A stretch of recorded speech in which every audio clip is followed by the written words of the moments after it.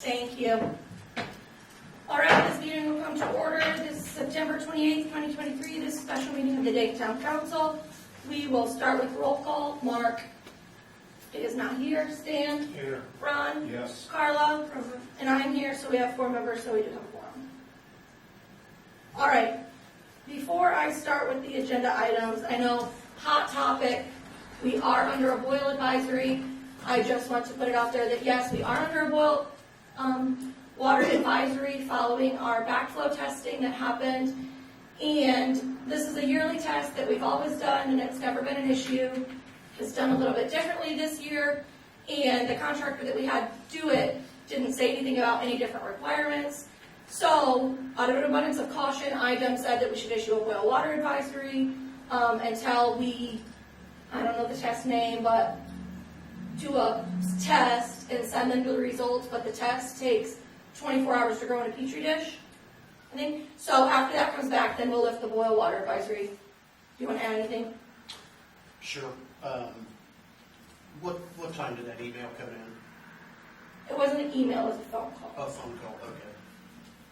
Anyway, where I was going with that is just as soon as the state told us that there was a problem, we got it right on it. We got a sample for bacteria and total chloroform and got it to downtown to the lab just as quickly as possible. Unfortunately, yesterday we didn't know that it was a problem. We didn't realize that we had the pressure drop until much later, like even actually this morning. And the way we knew that was somebody apparently called down to the state and said that there was a problem, so that's what triggered this whole thing. So yesterday there was no plans of having a boil order at all.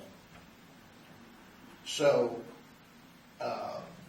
we do test our water every day. I test the water out at the meter house on Haggerty anywhere from 7:45 to 8 o'clock in the morning every day. And then in addition to that, Lafayette comes out at around 9:30 in the morning and they test every day.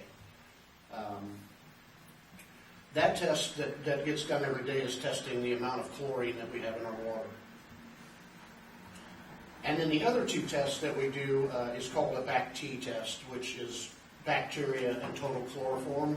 That test gets done on the 2nd Tuesday and the 4th Tuesday of the month. And that is the test that sends out to the lab to test for bacteria. So this month we'll end up ultimately doing 4 of those bacteria tests.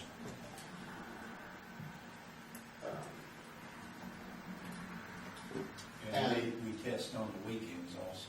Yes, we do. We do 7 days a week, as required by the state. Used to be this town didn't even test once a week. Now we do 7 days a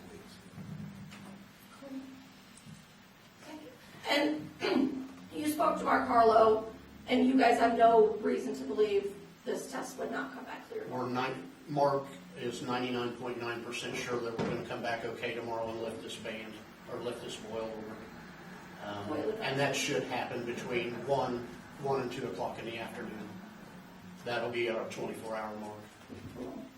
Thank you, Nate. All right. First up on our agenda is resolution for our comprehensive plan. So our comprehensive plan was adopted by the state, our comprehensive plan was adopted by the county, and now we will approve this resolution, and then at our next meeting, we have our APC amendment that we'll vote on again about our comprehensive plan. But this is just our date and resolution. Resolution number 2023-19, and this is posted on the website. I gave it all to you. Does anybody have any questions about it?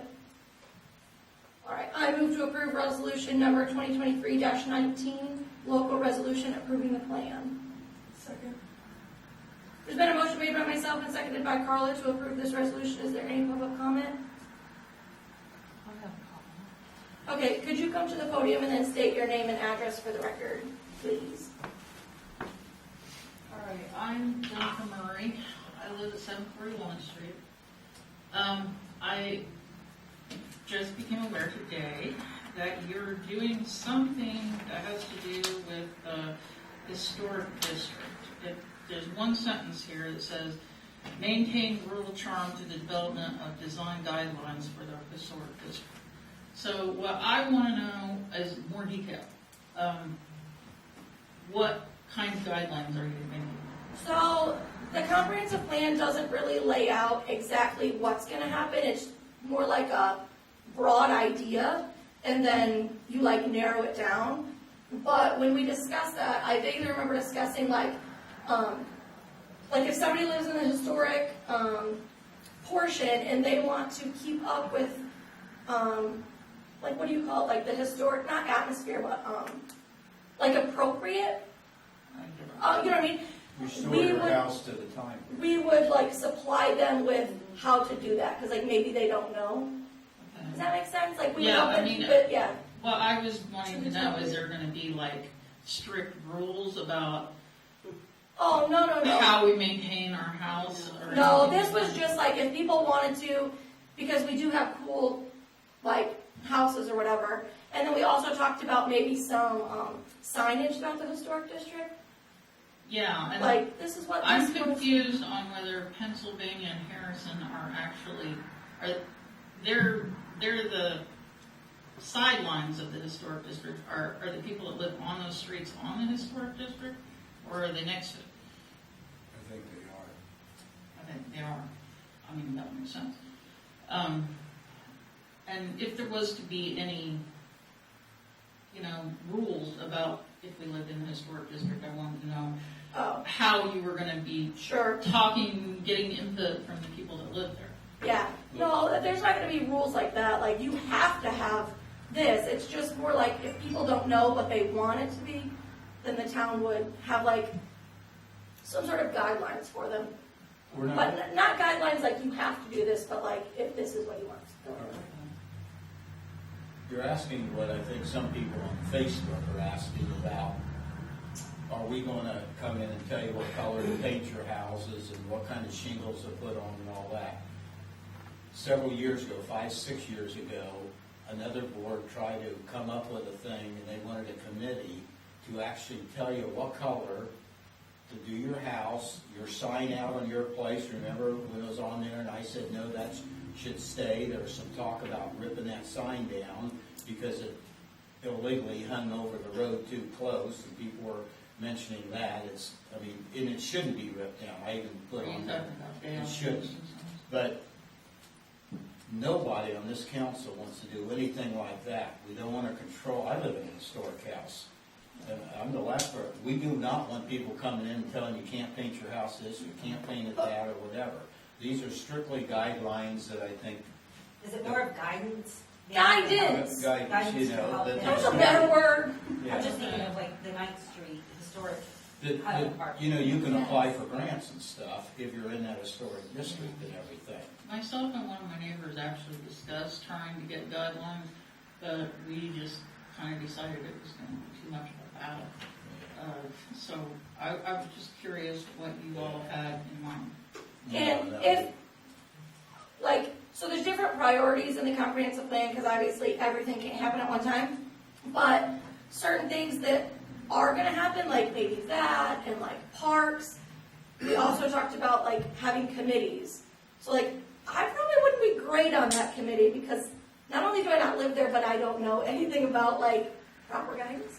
But I would think like, if you're interested in it and you live over there, that would be awesome, Not saying we would put it all on you, but anyway, And the- yeah, hopefully that answers your question. And the committees have to be public.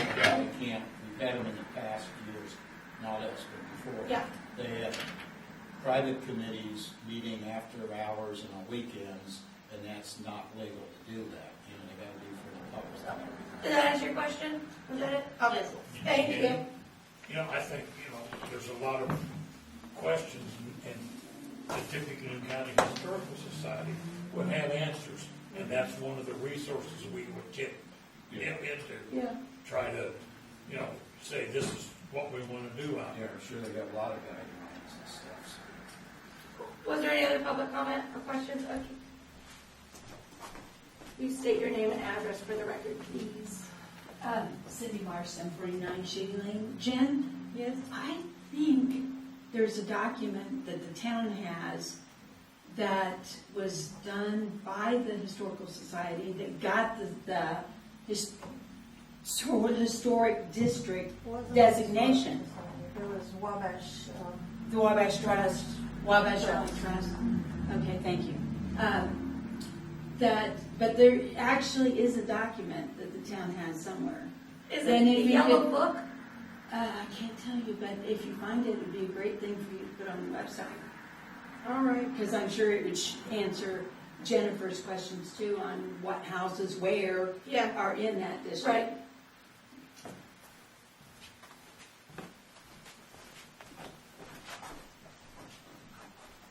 I'm gonna write that down because I'll forget to put it on the next time. Anything else? All right, we'll take a vote. How do you vote? Stan? Yes.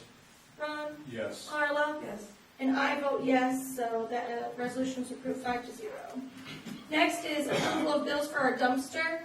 As many people have probably seen, the little garage building between this front building and then our community center was torn down, but we had to have a place to put it, so we had to rent a dumpster. So this, Plus all the decks in back, and all the walks, and all the extra debris, and railroad ties and everything was all collected on that. And just hauled away. yes. So I move to approve this James Lyman invoice number 579 dated 9/26/2023 in the amount of $1,079.30. Second. There's been a motion made by myself and seconded by Carla. Is there any public comment or council comment before we vote? I do want to say shout out to Nate and Ron because while this is $1,079, you guys saved us a ton of money by putting in the man hours, so I appreciate it.